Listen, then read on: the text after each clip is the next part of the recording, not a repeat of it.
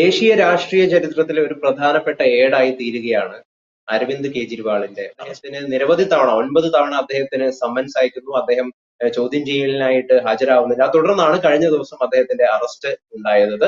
പുതിയ അപ്ഡേറ്റ് അനുസരിച്ചിട്ട് അരവിന്ദ് കെജ്രിവാള് ഡൽഹി കോടതിയിൽ ഹാജരായിരിക്കുകയാണ്. അദ്ദേഹത്തിന്റെ വാദം നടന്നുകൊണ്ടിരിക്കുകയാണ്. ഈ ഒരു സാഹചര്യത്തിൽ നമ്മളൊപ്പം ഇന്നുള്ളത് പ്രൊഫസർ ജി ബാലചന്ദ്രൻ സാറാണ് ഈ വിഷയത്തിൽ സംസാരിക്കാൻ. സാറേ, ഈ ഒരു അറസ്റ്റ് വലിയ രീതിയിലുള്ള കോളിളക്കങ്ങൾ, വലിയ രീതിയിലുള്ള ചർച്ചകളാണ് ഇപ്പോൾ ഉണ്ടാക്കുന്നത്. BJP അവരുടെ പ്രതിപക്ഷ കക്ഷികളെ, പ്രതിപക്ഷത്തിലെ പ്രധാനപ്പെട്ട നേതാക്കളെ വേട്ടയാടുന്നു എന്നതാണ് പ്രധാനമായി ഉയരുന്ന ആരോപണം. സാറിന് എന്താണ് ആ വിഷയത്തിൽ പറയാനുള്ളത്? അല്ല, അത് സത്യമാണ്. പിന്നെ രണ്ട് കാര്യങ്ങളുണ്ട്. ഒന്ന്, ഇദ്ദേഹം അഴിമതിക്കെതിരെ പോരാടാൻ അണ്ണാ ഹസാരെയുമായി ചേർന്ന് നടത്തിയ ഒരു പോരാട്ടത്തിന്റെ വെളിച്ചത്തിലാണ് ഇവർ അധികാരത്തിൽ കയറിയത്. ചൂലുമായി ഇലക്ഷൻ സിമ്പൽ കാണിച്ചുകൊണ്ട് മത്സരിച്ച് അധികാരത്തിൽ വന്നു എന്ന് മാത്രമല്ല, അത്ഭുതകരമായ വികസനവും നടത്താൻ കഴിഞ്ഞു എന്നതും നിസ്സാരമായ കാര്യമല്ല. അങ്ങനെ വന്നപ്പോൾ BJPക്ക് തന്നെ ഒരു പേടി സ്വപ്നമായി കേജ്രിവാൾ. അവിടുത്തെ ഇലക്ഷനിലൊക്കെ ആം ആദ്മി പാർട്ടി തൂത്തുവാരുകയും മറ്റ് സംസ്ഥാനങ്ങളിലേക്ക് കൂടി ഇവരുടെ ഒരു ചിറക് വിരിക്കുകയും ചെയ്തപ്പോൾ BJP ഇവരെ പൂട്ടാൻ തന്നെ തീരുമാനിച്ചു. അവരെ മാത്രമല്ല, EDയും CBIയും ഇൻകം ടാക്സും കൂടി ചേർന്ന് ഇന്ത്യ മുന്നണിയിലുള്ള എല്ലാവരെയും വേട്ടയാടാനാണ് ശ്രമിക്കുന്നത്. എന്ന് മാത്രമല്ല, അതുണ്ടാക്കാവുന്ന കുഴപ്പങ്ങൾ ഇന്ത്യ മുന്നണിയെ ഒരുമിപ്പിച്ചു എന്നുള്ളതാണ്. ഇത് നിസ്സാരമായ ഒരു കാര്യമല്ല. കാരണം പഞ്ചാബിലും ഗോവയിലും ഡൽഹിയിലും മാത്രമല്ല മറ്റ് സംസ്ഥാനങ്ങളിലേക്ക് കൂടി ആളുകൾ മുഖ്യമന്ത്രിമാർ പേടിച്ചിരിക്കുകയാണ്. കേരളത്തിലും പശ്ചിമ ബംഗാളിലും കർണാടകത്തിലും ഇവരുടെ വേട്ട തുടരാൻ ഇടയുണ്ട്. പിന്നെ ജനാധിപത്യത്തെ അങ്ങനെ ഹിംസിച്ചുകൊണ്ട് മുന്നോട്ട് പോകാനാവുകയില്ല.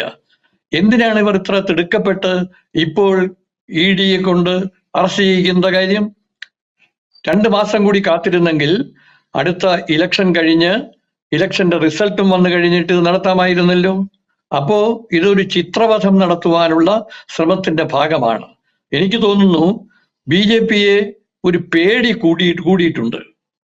തോൽക്കുമെന്ന പേടിയോ അല്ലെങ്കിൽ ആം ആദ്മി പാർട്ടി ജയിക്കുമെന്ന പേടിയോ ഉള്ളത് കൊണ്ടാണ് എല്ലാ സംസ്ഥാനങ്ങളിലും ഇവരുടെ പിടി മുറുക്കുന്നത്.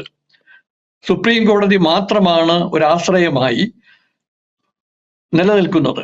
ആ സുപ്രീം കോടതി ഇല്ലായിരുന്നെങ്കിൽ ജനാധിപത്യ വിരുദ്ധമായ ഒരു അപ്രഖ്യാപിത അടിയന്തരാവസ്ഥയുമായി ഇവർ തേരോട്ടം നടത്തുമായിരുന്നു. അപ്പോൾ കേജ്രിവാളിനെ അറസ്റ്റ് ചെയ്തു എന്ന് മാത്രമല്ല, കേജ്രിവാളിന്റെ അറസ്റ്റ് ചെയ്തപ്പോൾ തന്നെ കേജ്രിവാൾ പറയുന്നു, ഞാൻ അകത്ത് കിടന്നാൽ പോലും ഞാൻ ഭരണമൊഴിയില്ല, അകത്ത് കിടന്നുകൊണ്ട് ഞാൻ ഭരിക്കും എന്ന് പറയുന്നു. പക്ഷേ ഭരിക്കാൻ കഴിയും, അതിനകത്ത് എത്രമാത്രം നിയമനിർമ്മാണം നടത്താൻ കഴിയും എന്നുള്ളത് സംശയാസ്പദമാണ്. ഇപ്പോൾ തന്നെ കേജ്രിവാളിന്റെ അറസ്റ്റിനെ പ്രതിഷേധിച്ചുകൊണ്ട് ഇന്ത്യയിലാകമാനം പ്രതിഷേധ സമരങ്ങൾ നടന്നുകൊണ്ടിരിക്കുന്നു. അവിടെ ഡൽഹിയിൽ ഇപ്പോൾ നടക്കുന്ന പ്രതിഷേധ സമരങ്ങൾക്ക് ഒരു ശമനവുമില്ല. ഗതാഗതം സ്തംഭിച്ചിരിക്കുന്നു. 3-4 മണിക്കൂറായി ഗതാഗതം സ്തംഭിച്ചു കിടക്കുകയാണ്. അത് തന്നെയല്ല, BJPയുടെ ഓഫീസിലേക്ക് ഇവർ മാർച്ച് നടത്തുന്നു. ITO ജംഗ്ഷനിൽ ആളുകളുടെയും വാഹനങ്ങളുടെയും സമ്മിശ്രമായ ഒരു തിരക്കും ഇതും നടക്കുകയാണ്. ഇലക്ഷൻ ബോണ്ട് വന്നു കഴിഞ്ഞപ്പോഴാണ് ഇവർ പിടിമുറുക്കിയത്, ഇൻകം ടാക്സിന്റെ പിടിമുറുക്കിയത്. കോൺഗ്രസിനെയും പിടിമുറുക്കിയിരിക്കുന്നു. അവരുടെ സ്വത്തുക്കൾ മുഴുവൻ മരവിപ്പിക്കുകയോ എടുക്കാൻ കഴിയാത്ത തരത്തിൽ മാറ്റുകയോ ചെയ്യുന്നു. അപ്പൊ EDയും CBIയും ഇൻകം ടാക്സും കൂടെ ചേർന്നുകൊണ്ടുള്ള ഒരു സംയുക്തമായ ആക്രമണം പ്രതിപക്ഷങ്ങൾക്ക് നേരെ നടത്തുന്നതിന്റെ ഒരു മകുടോദാഹരണമാണ് ഇപ്പോൾ ഡൽഹിയിൽ നമ്മൾ കണ്ടുകൊണ്ടിരിക്കുന്നത്. പിന്നെ മുൻ മന്ത്രിമാരടക്കം ആദ്യമായിട്ടാണ് ഒരു മുഖ്യമന്ത്രിയെ ഇങ്ങനെ അറസ്റ്റ് ചെയ്യുന്നത്. സോറനെ പോലും അറസ്റ്റ് ചെയ്തത് മുഖ്യമന്ത്രി പദം രാജിവെച്ചതിന് ശേഷമാണ്. അപ്പോൾ ഇപ്പൊ പല മന്ത്രിമാരെയും അറസ്റ്റ് ചെയ്ത് അകത്താക്കിയിരിക്കുന്നു.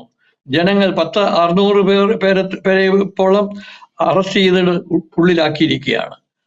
അപ്പോ കേജ്രിവാളിന് ജാമ്യം കൊടുക്കാതിരിക്കാൻ വേണ്ടി ജാമ്യാപേക്ഷ കൊടുത്തപ്പോൾ ED ഒരു കവിയറ്റ് സമർപ്പിച്ച് ഇതിനെ തടയുകയായിരുന്നു. ഏതായാലും ഇത് ഉണ്ടാക്കുന്ന കോലാഹലം, ഇതുണ്ടാക്കുന്ന പ്രത്യാഘാതം നിസ്സാരമല്ല. ഇതിനാവശ്യമായ തരത്തിൽ ജനങ്ങൾ പ്രതികരിക്കും, സമ്മതിദായകർ പ്രതികരിക്കും എന്ന കാര്യത്തിലും തർക്കമില്ല.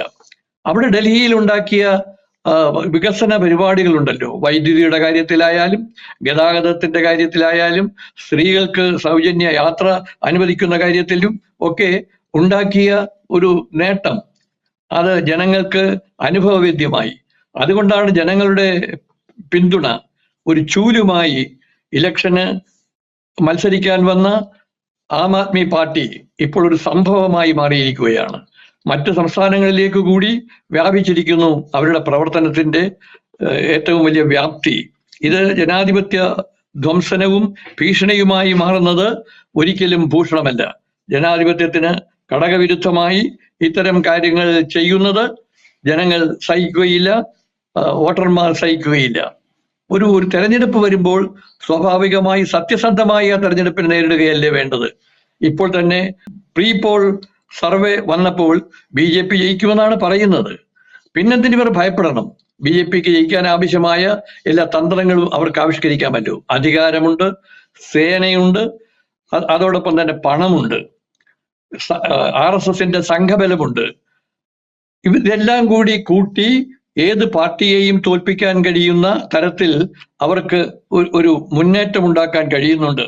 അതിനെ അവർ നമസ്കരിച്ചു കൊണ്ടുപോകുന്നത് ബുദ്ധിപൂർവമല്ല. സാറ് പറഞ്ഞു BJP ആം ആദ്മിയെ ഭയക്കുന്നു എന്ന്. യഥാർത്ഥത്തിൽ ഇവിടെ ഭയക്കുന്നത് അരവിന്ദ് കെജ്രിവാൾ തന്നെയല്ലേ? കാരണം 9 തവണ അദ്ദേഹത്തിന് സമ്മൻസ് അയച്ചിട്ടും അദ്ദേഹം ഹാജരായില്ല EDക്ക് മുന്നിൽ. ഒടുവിൽ അറസ്റ്റ് ചെയ്യേണ്ടി വന്നു. സ്വാഭാവികമല്ലേ അത്? അപ്പോൾ ഭയക്കുന്നത് യഥാർത്ഥത്തിൽ BJP ആണോ അരവിന്ദ് കെജ്രിവാൾ ആണോ എന്നതാണ് സംശയം. അവിടെ അരവിന്ദ് കെജ്രിവാൾ ആണെന്നാണ് നമുക്ക് മനസ്സിലാവുന്നത്. അല്ല, അതിന് ഒരു സന്ദർഭവും സമയവും നോക്കണ്ടേ? ഇലക്ഷൻ നടക്കാൻ പോകുന്നു, ഇലക്ഷൻ പ്രചരണം നടത്തണം, സ്ഥാനാർത്ഥികളെ നിർണയിക്കണം, മറ്റ് ആളുകൾ സംഖ്യകക്ഷികളുമായിട്ടുള്ള ഐക്യമുണ്ടാക്കണം. ഇതൊക്കെ ചർച്ച ചെയ്തുകൊണ്ടിരിക്കുമ്പോൾ ED ചുമ്മാ തുരുതുര നോട്ടീസ് അയച്ച് വരണമെന്ന് പറഞ്ഞാൽ ചിലപ്പോൾ വന്നുകൊള്ളണമെന്നില്ല. അപ്പൊ അതിന് കേജ്രിവാളിനെ പ്രതിക്കൂട്ടിലാക്കി അറസ്റ്റ് ചെയ്യാൻ പോകേണ്ടതിന്റെ കാര്യമുണ്ടായിരുന്നില്ല. സന്ദർഭമല്ല, കുറച്ച് കഴിഞ്ഞ് ചെയ്യാമായിരുന്നു. ഭീഷണിയുടെ മുഴുവൻ 9 തവണയാണ് കേജ്രിവാൾ, 1ഉം 2ഉം വട്ടമല്ല, 9 തവണ. അല്ല, അത് തന്നെ. ED അങ്ങനെ തുരുതുര നോട്ടീസ് അയക്കേണ്ട കാര്യം എന്താണ്? ഒരു മുഖ്യമന്ത്രിയാണ്, ഡൽഹിയിൽ നിൽക്കുന്നയാളാണ്, ഒരു പാർട്ടിയുടെ സേനാപതിയാണ്. അങ്ങനെയുള്ള ഒരാൾ നോട്ടീസ് അയച്ചയച്ച് അദ്ദേഹത്തിന്റെ സ്ഥലം മെനക്കെടുത്തുകയും സമയം മെനക്കെടുത്തുകയും ചെയ്യുന്നതല്ല ബുദ്ധി. അപ്പൊ EDയുടെ നോട്ടീസ് കൊണ്ട് ചെന്നില്ല, അതുകൊണ്ട് അറസ്റ്റ് ചെയ്തു എന്ന് പറയുന്നതിൽ അർത്ഥമില്ല. എല്ലായിടത്തും ഇത് ചെയ്തുകൂടെ? ഇങ്ങനെയാണെങ്കിൽ ഇപ്പൊ കോൺഗ്രസിനെ തന്നെ എന്താണ് ചെയ്യുന്നത്? അവരുടെ സ്വത്ത് മുഴുവൻ മരവിപ്പിച്ചു. അപ്പൊ കാലണ സഞ്ചാരത്തിന് പോലും ഇല്ലാതെ പാർട്ടികളെ നിർവീര്യമാക്കുന്നത് ഒരു ജനാധിപത്യത്തിന് ചേർന്നതല്ല. ED എന്ന് പറയുന്ന ഒരു സംവിധാനം വർഷങ്ങൾക്ക് മുമ്പ് ഈ രാജ്യത്ത് ഉണ്ടായിരുന്നോ എന്നത് പോലും നമുക്ക് സംശയമാണ്. കാരണം അവര് വലിയ രീതിയിലുള്ള അവരുടെ പ്രവർത്തനമൊന്നും നമ്മൾ കൃത്യമായ രീതിയിൽ കണ്ടിട്ടില്ല. എന്നാൽ 2014 ശേഷം BJP അധികാരത്തിലെത്തിയതിനു ശേഷം ED എന്ന് പറയുന്ന സംവിധാനം അതിന്റെ എല്ലാ ശക്തിയും ഉപയോഗിച്ചുകൊണ്ട് അഴിമതിക്കാരെ പൂട്ടുവാൻ വേണ്ടി ഉപയോഗിക്കുന്നു. അതൊരു നല്ല പ്രവണത തന്നെയല്ലേ? അത് തന്നെയല്ലേ BJP ചെയ്യുന്നത്? ആ പ്രവർത്തനം നടത്തുമ്പോൾ ഇലക്ട്രൽ ബോണ്ടിന്റെ കാര്യത്തിലുള്ള കാര്യം അന്വേഷിക്കാത്തത് എന്താണ്? അതിന്റെ പേരിൽ എന്തുകൊണ്ടാണ് ഇവർ കൊമ്പ് കുത്താത്തത്? BJP ഉണ്ടാക്കിയ പണത്തിന് എന്തെങ്കിലും അതിരുണ്ടോ? കണക്കുണ്ടോ? ഇല്ല. അപ്പോൾ EDയെ കൊണ്ട് അവർക്കെതിരായി നിൽക്കുന്ന ശക്തികളെ നിലംപരിശാക്കാൻ വേണ്ടിയുള്ള പ്രവർത്തനമാണ് നടത്തുന്നത്. അത് ശരിയല്ലെന്നാണ് എന്റെ വാദം. അരവിന്ദ് കെജ്രിവാള് ഈ വിഷയത്തില് ആയിരിക്കാം എന്ന് താങ്കൾക്ക് അഭിപ്രായമുണ്ടോ? ഈ ഡൽഹി മദ്യനയ കേസിനെ കുറിച്ച് എന്താണ് അങ്ങയുടെ അഭിപ്രായം? ഡൽഹി മദ്യനയ കേസ് ഒഴിവാക്കേണ്ടതായിരുന്നു. തന്നെയുമല്ല, ഇപ്പൊ ഇന്ന് അണ്ണാ ഹസാരെ പോലും പറഞ്ഞിരിക്കുന്നു, മദ്യനയത്തിനെതിരായി തന്നെ പോരാടാൻ രംഗത്ത് വന്ന ഒരു പാർട്ടി ഇങ്ങനെ ചെയ്യാമായിരുന്നില്ല എന്ന് പറയുന്നുണ്ട്. അപ്പൊ കേജ്രിവാളിന്റെ മദ്യനയത്തോട് എനിക്ക് യോജിപ്പില്ല. സാറ് പറഞ്ഞു BJP, ആം ആദ്മി അതുപോലെ തന്നെ പ്രതിപക്ഷ കക്ഷികളെ ഭയക്കുകയാണ്. ആ ഭയത്തിന്റെ ഒരു കാരണം എന്തായിരിക്കും? ഭയത്തിന്റെ കാരണം തെരഞ്ഞെടുപ്പിനെ അവർക്ക് സുതാര്യമായി നേരിടാൻ കഴിയുകയില്ല എന്നതുകൊണ്ട് തന്നെയാണ്. പക്ഷെ അവര് തന്നെയാണ് കഴിഞ്ഞ വലിയ മാൻഡേറ്റില് 2014-ലും 2019-ലും വിജയിച്ചു കയറിയത്. നിലവിൽ വരുന്ന അഭിപ്രായ സർവേകളിലെല്ലാം BJP വിജയിച്ചു കയറുമെന്നാണ് അഭിപ്രായം. അതുപോലെ തന്നെ കഴിഞ്ഞ തെരഞ്ഞെടുപ്പിൽ പ്രതിപക്ഷ കക്ഷികളെല്ലാം പ്രാദേശിക കക്ഷികളെല്ലാം വിഭക്തമായി വിഘടിച്ചു നിൽക്കുകയായിരുന്നു. അപ്പോൾ അവർക്ക് സ്വാഭാവികമായി ഐക്യമുണ്ടായിരുന്നില്ല. അതുകൊണ്ട് ശിഥിലമായ തരത്തിൽ വോട്ട് കുറച്ചു കിട്ടിയാൽ പോലും ജയിക്കാവുന്ന ഭൂരിപക്ഷമുണ്ടായി. അങ്ങനെയാണ് അവർ അധികാരത്തിൽ വന്നത്. ഇപ്പോൾ അധികാരത്തിൽ വന്നവർ മതസംഘടനകളെ, രാമക്ഷേത്രത്തെ ഒക്കെ കൂട്ടുപിടിച്ചുകൊണ്ടാണ് മുന്നോട്ട് പോകുന്നത്. ഒരു ഹിന്ദുത്വ അജണ്ട വ്യാപകമായി ഇന്ത്യയിൽ മുഴുവൻ നടത്തുന്നു എന്നതാണ് ഇപ്പോൾ ഉണ്ടാകുന്ന ഏറ്റവും വലിയ പരിതാപകരമായ അവസ്ഥ. യഥാർത്ഥത്തില് നമ്മുടെ പ്രധാന പ്രതിപക്ഷമായ കോൺഗ്രസിന്റെ കൃത്യമായ രീതിയിലുള്ള ഒരു പരാജയം തന്നെയല്ലേ? അവർക്ക് കൃത്യമായ രീതിയിൽ കാര്യങ്ങളെ ഉന്നയിക്കാൻ പറ്റാത്തത് കൊണ്ട് തന്നെയാണല്ലോ BJP ഉയർന്നു വരുന്നത്. അവരുടെ ഒരു പരാജയം കൂടി BJPയുടെ ഉയർച്ചയിൽ ഉണ്ടെന്നാണ് അപ്പൊ സാർ പറയുന്നത്. അതെ, കോൺഗ്രസ് കാര്യമാത്ര പ്രസക്തമായി ഉയർന്നില്ല എന്ന് മാത്രമല്ല, അവർക്ക് ഈ കാര്യങ്ങൾ പാർലമെന്റിൽ അവതരിപ്പിക്കാൻ കഴിഞ്ഞില്ല. പിന്നൊന്ന്, രാഹുൽ ഗാന്ധി ഏതൊക്കെ രീതിയിലാണ് അദ്ദേഹം പരാജയപ്പെടുന്നത്? രാഹുൽ ഗാന്ധി ഒരു നല്ലൊരു നേതാവായി രാഹുൽ ഗാന്ധിക്ക് ഇത്രയും വർഷങ്ങളായിട്ട് സാധിക്കുന്നില്ല. അല്ല, അങ്ങനെ ഒരു നേതാവായിട്ട് ഉയരാൻ പറ്റത്തില്ലല്ലോ. എത്രയോ കാലമായിട്ടാണ് ഗുജറാത്തിൽ മുഖ്യമന്ത്രിയായിരുന്ന പ്രധാനമന്ത്രി അവിടെ നിന്ന് ഡൽഹിയിൽ വന്ന് മത്സരിച്ച് ആളുകളെ കൂട്ടി ഒരു പ്രത്യേക അജണ്ടയുമായിട്ടാണ് വരുന്നത്. ഏതൊക്കെ കാര്യങ്ങളിലാണ് അദ്ദേഹത്തിന്റെ സ്പർശനമില്ലാതെ പോകുന്നത്? എല്ലാ കാര്യത്തിലും അദ്ദേഹത്തിന്റെ സ്പർശനം ഉണ്ടാകുന്നുണ്ട്. പാർലമെന്റ് മന്ദിരത്തിന്റെ കാര്യത്തിലായാലും, അയോധ്യയുടെ കാര്യത്തിലായാലും, പിന്നെ ഒരു ഭാരതത്തിന്റെ ഹൃദയഭൂമിയിൽ അദ്ദേഹത്തിന്റെ ഏറ്റവും വലിയ ചുവട് ഉറപ്പിക്കാനുള്ള ശ്രമത്തിനിടയിലാണ് അദ്ദേഹം പോകുന്നത്. അദ്ദേഹത്തിന്റെ റോഡ് ഷോയും അദ്ദേഹം കാണിക്കുന്ന ജിമ്മിക്കുകളും ഇവിടെ ഒരു പുതിയ മാറ്റമുണ്ടാക്കാൻ കഴിയുമെന്ന ഒരു പ്രതീതി ഉണ്ടാകുന്നു. പിന്നെ ജനങ്ങൾക്ക് ഒരു ആത്മവിശ്വാസം. അദ്ദേഹം ഒരു നല്ല പ്രസംഗകനാണ്. അദ്ദേഹം ഒരു നല്ല തരത്തിൽ ആളുകളെ മയക്കാൻ കഴിയുന്ന റോഡ് ഷോ നടത്തുന്നയാളാണ്. അപ്പൊ അതൊക്കെ കൊണ്ട് സ്വാഭാവികമായി അദ്ദേഹത്തിന് ഈ ഒരു മേൽക്കൈ കിട്ടുന്നു എന്നത് നിസ്സാരമായ കാര്യമല്ല. അത്രയും ഉണ്ടാക്കാൻ രാഹുൽ ഗാന്ധിക്ക് കഴിയുന്നില്ല എന്ന സത്യവും ഞാൻ മറച്ചു വയ്ക്കുന്നില്ല. ചരിത്രകാരനായിട്ടുള്ള രാമചന്ദ്ര ഗുഹ രാഹുൽ ഗാന്ധിയെ കുറിച്ച് പറഞ്ഞൊരു ചില കാര്യങ്ങളുണ്ട്. അതായത് എന്തുകൊണ്ട് രാഹുൽ ഗാന്ധിക്ക് മോദിയെ തോൽപ്പിക്കാൻ സാധിക്കില്ല എന്ന് അദ്ദേഹം ഒരു ലേഖനത്തിലൂടെ ചൂണ്ടിക്കാട്ടുകയുണ്ടായി. അതിൽ പ്രധാനപ്പെട്ട 5 കാര്യങ്ങൾ പറയുന്നത്. അതിൽ ഒരു കാര്യം എന്ന് പറയുന്നത് രാഹുൽ ഗാന്ധിക്ക് പൊളിറ്റിക്കൽ ഇന്റലിജൻസ് ഇല്ല ഉണ്ട്. രണ്ടാമത്തെ കാര്യം എന്ന് പറയുന്നത് രാഹുൽ ഗാന്ധിക്ക് കൃത്യമായ രീതിയിൽ ആളുകളെ മയക്കുന്ന രീതിയിൽ പ്രസംഗം നടത്താൻ വേണ്ടി അറിയില്ല എന്നുള്ളതാണ്.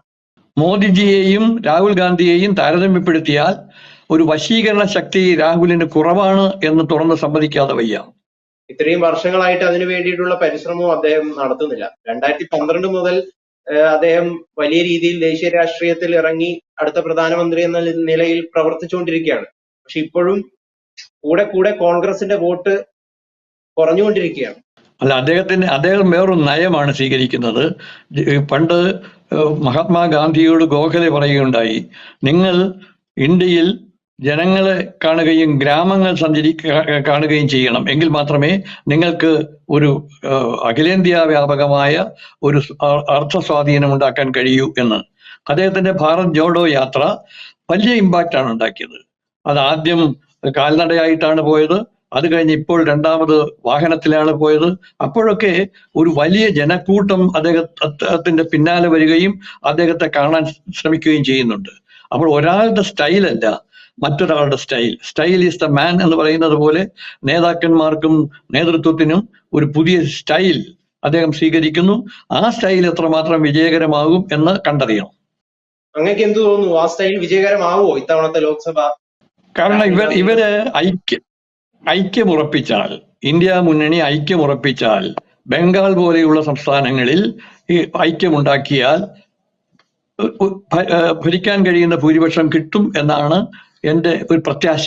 പക്ഷേ ഒരു ഇന്ത്യയിൽ പ്രബലമായി നിലനിൽക്കുന്ന, പ്രത്യേകിച്ചും ഉത്തരേന്ത്യൻ സ്ഥലങ്ങളിലൊക്കെ പ്രബലമായി നിൽക്കുന്ന ഒരു ഹിന്ദുത്വ ആശയത്തെ കൃത്യമായ രീതിയിൽ പരിപോഷിപ്പിക്കാതെ എങ്ങനെയാണ് കോൺഗ്രസിന് ഇനി അധികാരത്തിൽ വരാൻ സാധിക്കുക എന്നാണ് എല്ലാവരും ചോദിക്കുന്നത്.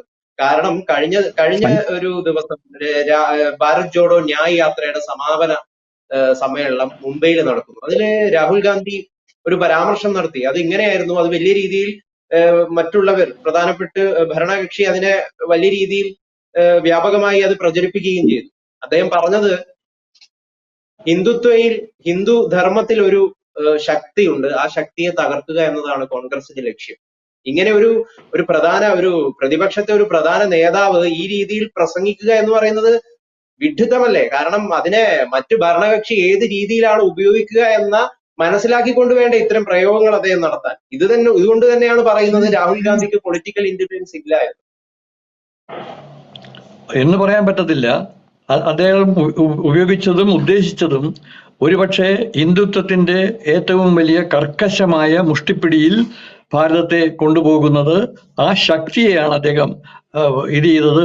അത് ആ ശക്തി നാരീശക്തിയാണെന്നും ആ ശക്തി ഹിന്ദുത്വത്തിന്റെ പ്രതീകമാണെന്നും പറഞ്ഞാൽ അത് ശരിയല്ല. ശക്തി എന്ന് പറഞ്ഞാൽ സ്ട്രെങ്ത് എന്ന അർത്ഥത്തിലാണ് രാഹുൽ ഗാന്ധി ഉപയോഗിച്ചത്.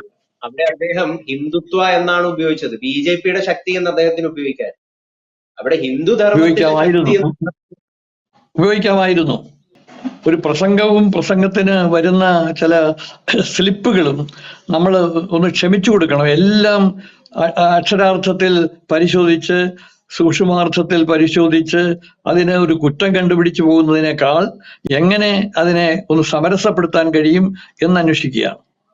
ഇപ്പം ഡൽഹി മുഖ്യമന്ത്രി അരവിന്ദ് കെജ്രിവാൾ അറസ്റ്റിലാവുന്നു. ഉയരുന്നൊരു ചോദ്യം, നമ്മുടെ മുഖ്യമന്ത്രി പിണറായി വിജയനും ഇതുപോലെ അകത്താവുമോ എന്നാണ്. കാരണം അദ്ദേഹത്തിന് നേരെ വലിയ രീതിയിലുള്ള പലതരം കേസുകളുണ്ട്. അദ്ദേഹം ചോദ്യത്തിന്റെ നിഴലിൽ നിൽക്കുന്ന പലതരം കേസുകളുണ്ട്. മാസപ്പടി വിവാദം, അതൊക്കെ ശരിയാണ്. സ്വാഭാവികമായി ഇവർക്കെല്ലാം ഭയമുണ്ട്. മമതാ ബാനർജിക്ക് ഭയമുണ്ട്, കർണാടക മുഖ്യമന്ത്രിക്ക് ഭയമുണ്ട്, കേരള മുഖ്യമന്ത്രിക്ക് ഭയമുണ്ട്. സ്വാഭാവികമായും ഇവരെല്ലാം ഭയക്കുന്നുണ്ട്. ഏതെങ്കിലും കാര്യത്തിൽ EDയെ കൊണ്ടോ CBIയെ കൊണ്ടോ ഇൻകം ടാക്സിനെ കൊണ്ടോ ഇവരെ പിടിപ്പിച്ച് ഇവരെ അകത്താക്കുമോ എന്ന ഭയമുള്ളത് കൊണ്ടാണ് അവരും അവരുടെ പാർട്ടിയും രംഗത്ത് വന്ന് ഇപ്പോൾ ഈ നടപടിക്കെതിരെ ശബ്ദമുയർത്തുന്നത്. ഒരു BJP LDF അന്തർധാര കേരളത്തിൽ സജീവമാണെന്ന് തോന്നുന്നുണ്ടോ എനിക്ക്? അതുകൊണ്ടാണ് പിണറായി വിജയൻ പലപ്പോഴും അകത്ത് പോകാത്തത്. അദ്ദേഹത്തിന്റെ ഓഫീസുമായി ബന്ധപ്പെട്ടിട്ട് ഉദ്യോഗസ്ഥരെ അറസ്റ്റ് ചെയ്യുന്നു, ശിവശങ്കറിനെ അറസ്റ്റ് ചെയ്യുന്നു, അപ്പോഴും ഒന്ന് ചോദ്യം ചെയ്യാൻ പോലും അദ്ദേഹത്തിനെ ED വിളിച്ചു വരുത്തുന്നില്ല, തുടങ്ങിയ നിരവധി ആരോപണങ്ങൾ ഉയരുന്നുണ്ട്. അത് ഇവർ തമ്മിലുള്ള ഒരു അന്തർധാരയുണ്ട് എന്ന സത്യം നമ്മൾ വിസ്മരിക്കരുത്. സ്വപ്ന സുരേഷ് ഉന്നയിച്ച ആരോപണങ്ങളുണ്ടല്ലോ, ആക്ഷേപങ്ങളുണ്ടല്ലോ, അതിന് മറുപടി കണ്ടെത്താൻ കഴിഞ്ഞിട്ടുണ്ടോ? ലാവ്ലിൻ കേസിൽ എന്തുകൊണ്ടാണ് 10-40 പ്രാവശ്യമായി കേസ് മാറ്റി വെച്ചുകൊണ്ട് പോകുന്നത്? അപ്പൊ ഈ വക കാര്യങ്ങളിൽ ഒരുപാട് തരത്തിൽ വിട്ടുവീഴ്ചകൾ ചെയ്യുന്നുണ്ട് ഇവർ തമ്മിൽ. പിന്നെ എപ്പോഴും ആരോപണം വലിയ തമാശയല്ലേ? കേരളത്തിൽ BJP പറയുന്നു കോൺഗ്രസും മാർക്സിസ്റ്റ് പാർട്ടിയുമായിട്ടാണ് ഐക്യം, മാർക്സിസ്റ്റ് പാർട്ടി പറയുന്നു കോൺഗ്രസും BJPയും തമ്മിലാണ് ഐക്യം, കോൺഗ്രസ് പറയുന്നു BJPയും മാർക്സിസ്റ്റ് പാർട്ടിയും തമ്മിലാണ് ഐക്യം എന്ന് പറയുന്നു. അപ്പൊ സ്വാഭാവികമായി ശരിദൂരം ഏതാണ് എന്നറിയാതെ ഇവർ പരസ്പരം ആരോപണം വെച്ച് തെറ്റിലേക്ക് വിരൽ ചൂണ്ടി പോവുകയാണ്. ഇപ്പം നമ്മുടെ അണ്ണാ ഹസാരെ ഈ ഒരു വിഷയത്തില് പ്രതികരിച്ചിട്ടുണ്ട്. അദ്ദേഹം പറയുന്നത് അരവിന്ദ് കെജ്രിവാളിന്റെ ചെയ്തികൾ തന്നെയാണ് അദ്ദേഹത്തെ ഇപ്പൊ അകത്താക്കിയിരിക്കുന്നത്. ഞാൻ കേട്ടത് മദ്യനയത്തിനെതിരായി കൂടിയാണ് അവർ ഈ ഐക്യമുന്നണി ഉണ്ടാക്കിയത്. പക്ഷെ അതിൽ നിന്ന് വ്യത്യസ്തമായിട്ടാണ് ഇപ്പോൾ കേജ്രിവാൾ പ്രവർത്തിച്ചു കൊണ്ടുവന്നത്. ഇതൊക്കെ സ്വാഭാവികമായി രാഷ്ട്രീയമാണ്. ആ രാഷ്ട്രീയത്തിൽ പല പ്രശ്നങ്ങൾ ഉണ്ടാവും. രാഷ്ട്രീയത്തിൽ സമ്പത്ത് വേണം. ആ സമ്പത്തിന് കുമാർഗങ്ങൾ ആളുകൾ ഉപയോഗിക്കും, രാഷ്ട്രീയ പാർട്ടികൾ ഉപയോഗിക്കും. അതിൻ്റെയൊക്കെ സത്യസന്ധതയും നിജസ്ഥിതിയും കണ്ടറിഞ്ഞ് കാര്യങ്ങൾക്ക് ഒരു പരിഹാരം ഉണ്ടാക്കാനുള്ള നേട്ടമാണ് കൊയ്യേണ്ടത്. അപ്പൊ തീർച്ചയായിട്ടും അരവിന്ദ് കെജ്രിവാളിന്റെ അഴിമതിയെ അദ്ദേഹം അഴിമതി നടത്തിയിട്ടുണ്ടെങ്കിൽ അതിനെ എതിർത്തുകൊണ്ട് മാത്രമേ അദ്ദേഹത്തിന്റെ ഈ അറസ്റ്റിനെ പോലും നമുക്ക് കുറ്റപ്പെടുത്താൻ സാധിക്കൂ. അല്ലാതെ BJP വേട്ട നടത്തുന്നു, BJP എല്ലാവരെയും ഭീഷണിപ്പെടുത്തുന്നു എന്ന് പറഞ്ഞു കഴിഞ്ഞാൽ അതൊരിക്കലും ശരിയാവുമോ സാറേ? അത് ശരിയാവുമോ? ശരിയാവത്തില്ല. പക്ഷെ ഞാൻ പറഞ്ഞല്ലോ, ഇത് സ്വാഭാവികമായും ഇത് രണ്ട് തരത്തിൽ ഇത് ചെയ്യാവുന്നതാണ്. ഇത് ഈ സമയം അവർ തെരഞ്ഞെടുത്ത സമയം ഈ തെരഞ്ഞെടുപ്പിൽ ഒരു തരം ചിത്രവധം ചെയ്യുന്നതിന് തുല്യമായി കത്രികപ്പൂട്ടിടുന്നതിന് സമമായിട്ടാണ് ഇപ്പോൾ കാര്യങ്ങൾ ചെയ്തിരിക്കുന്നത്. അതല്ലാതെ കുറച്ച് സാവകാശം കൊടുത്തിട്ട് ചെയ്യാമായിരുന്നു, അല്ലെങ്കിൽ കുറച്ച് നേരത്തെ ചെയ്യാമായിരുന്നു. അല്ല, അദ്ദേഹത്തിന് സാവകാശം കൊടുത്തു. അദ്ദേഹത്തിന് 9 തവണ നോട്ടീസ് അയച്ചു. 9 തവണയാണ് നോട്ടീസ് അയക്കുന്നത്. ഇതിലും കൂടുതൽ സാവകാശം അദ്ദേഹത്തിന് എങ്ങനെയാണ് കൊടുക്കുക? അദ്ദേഹം ചോദ്യം ചെയ്യാനായിട്ട് പോയില്ല. അത് തന്നെ 9 തവണ കൊടുത്തത് 1.5 മാസത്തിനകമുള്ള ഡേറ്റുകളിലാണ്. 2, 3, 4 ദിവസം പോവാതിരുന്നിട്ട് പിന്നെ ചെല്ലുന്നില്ല എന്ന് പറയുന്നത് എങ്ങനെ നമുക്ക് ന്യായീകരിക്കാൻ പറ്റും? ധനകാര്യമന്ത്രി അദ്ദേഹത്തിന് ED നോട്ടീസ് കൊടുത്തിട്ടാൽ പോകത്തില്ല എന്ന് പറഞ്ഞുകൊണ്ടിരിക്കുകയല്ലേ. അപ്പൊ സ്വാഭാവികമായി പലരും പല നയങ്ങൾ സ്വീകരിക്കുന്നു. അതിന് ഒന്നും ഇത് ചെയ്യാതെ ഒരു മുഖ്യമന്ത്രിക്കെതിരായി ഇത് തൊടുത്തുവിടേണ്ട കാര്യം ഉണ്ടായിരുന്നില്ല ഈ സമയത്ത് എന്നതാണ് എൻ്റെ വാദം. അഴിമതി ഉണ്ടെങ്കിൽ അഴിമതിക്കെതിരായി തന്നെ കേസെടുക്കണം, നടപടിയെടുക്കണം, എല്ലാം ചെയ്യേണ്ടതാണ്. ഇപ്പോ ഗവർണർമാരെ വെച്ചിട്ട് നടത്തുന്ന കാര്യങ്ങൾ, ഇൻകം ടാക്സിനെ വെച്ചിട്ട് നടത്തുന്ന കാര്യങ്ങൾ ഒക്കെ പൊതുജനങ്ങൾ ഇത് കണ്ടുകൊണ്ടിരിക്കുകയാണ്. ആ പൊതുജനങ്ങൾക്ക് ഒരു വിശ്വാസ്യത വരത്തക്ക മട്ടിൽ കാര്യങ്ങൾ ചെയ്തു തീർത്തിരുന്നെങ്കിൽ ഒരുപക്ഷെ കേജ്രിവാളിനെതിരായി ജനങ്ങൾ തിരിഞ്ഞേനെ. എന്തായാലും പല ജനങ്ങളും അങ്ങനെ ചിന്തിക്കുന്നുണ്ടെങ്കിലും മറ്റു ചില ജനങ്ങളുണ്ട്, അവര് ചിന്തിക്കുന്നത് നാട്ടിലുള്ള പ്രതിപക്ഷ രാഷ്ട്രീയ കക്ഷികളിലെ പ്രധാന കള്ളന്മാരെയൊക്കെ അകത്താക്കുന്ന ഒരു സത്യസന്ധമായ മുഖം BJPക്ക് അവരുടെ ഇടയിലുണ്ട്. അത്തരം ആളുകൾ തന്നെയാണ് യഥാർത്ഥത്തിൽ BJPക്ക് വോട്ടും ചെയ്യുന്നത്. എന്തായാലും നമുക്ക് ഈ ഒരു വിഷയത്തിൽ എന്താണ് ഇനി നടക്കാൻ പോകുന്നത് എന്ന് കണ്ടറിയാം. ED ഇതിൽ പ്രധാനമായിട്ടും പറയുന്നത് ഡൽഹി മദ്യനയ കേസിലെ പ്രധാന കോൺസ്പിറേറ്റർ മിസ്റ്റർ അരവിന്ദ് കെജ്രിവാൾ ആണെന്നാണ്. എന്തായാലും നമുക്ക് കണ്ടറിയാം എന്താണ് ഇനി സംഭവിക്കാൻ പോകുന്നത്, അല്ലേ? അതെ, കണ്ടറിയാം. കൂടുതൽ വാർത്തകളും വിശേഷങ്ങളും നിങ്ങളിലേക്ക് എത്താൻ ABC മലയാളം സബ്സ്ക്രൈബ് ചെയ്യുക, ബെൽ ബട്ടണും അമർത്തുക.